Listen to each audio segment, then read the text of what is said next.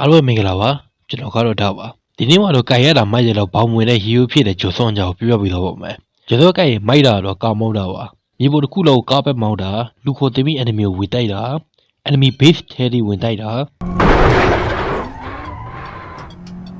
ဒါမှမဟုတ်နေရာကိုခဏခဏဝင်တိုက်တာလေးပဲဖြစ်ပါတယ်ရှာကြီးရောကြီးအဲ့လိုကြိုင်ရတာမိုက်တယ်လို့လွမ်းမှာတော့ဘောင်ဝင်ပဲဖြစ်နေပါတယ်ဘာလို့လဲဆိုတော့ကောင်းမောင်းတဲ့စကေးကြပါကိုကကောင်းမောင်းတော့မဲ့ဆိုရင် enemy ကိုတတိပေးသလိုဖြစ်နေတာကြောင့်မလို့ enemy တွေကပုံးလိုက်လာမလို့ဝင်တိုက်ဖို့အဆင်မပြေတော့ပါဘူးတင်းမင်းကိုခွတ်တင်မယ်ဆိုရင်လည်းအဲ့တင်းမင်းရဲ့လမ်းအမီနေတွေကိုလွတ်သွားပြီးတော့ခက်မတဲ့တာဝါပေးရတဲ့ပါတယ်နောက်ဆုံးလေကေးရောက်လို့ကိုဘက်ကတာရင်လည်း enemy တာဝါတတိကောင်းမောက်ပြီးဝင်တိုက်ဖို့ကြတယ်အရင် risk များသလိုကိုဘက်ကနှိမ့်နေမယ်ဆိုရင်လည်းကောင်းမောက်ပြီးပြန်ခုခံအောင်ကြတယ်လည်းအဆင်မပြေပြန်ဘူးဒါကြောင့်ဂျိုဆွန်ကကြိုင်လို့ကောက်မယ်အရေးကြောင်းနိုင်တော့အဆင်မပြေပဲဖြစ်နေပါလေအဆင်မပြေဘူးကဲဂျိုဆွန်နဲ့ပတ်သက်ပြီးဝေဖန်ရင်းနဲ့လေကန်ကြီးတွေပြောပြီးဆိုဒီဗီဒီယိုဒီမှာပဲဆုတ်တက်လာပါမယ်ကြည့်ရှုပေးတဲ့ကြည့်သူတွေမှာလည်းနောက်ဗီဒီယိုကြောင့်ပြန်တွေ့ကြမယ်ကောင်းသောနေ့လေးတွေပိုင်ဆိုင်နေကြပါစေ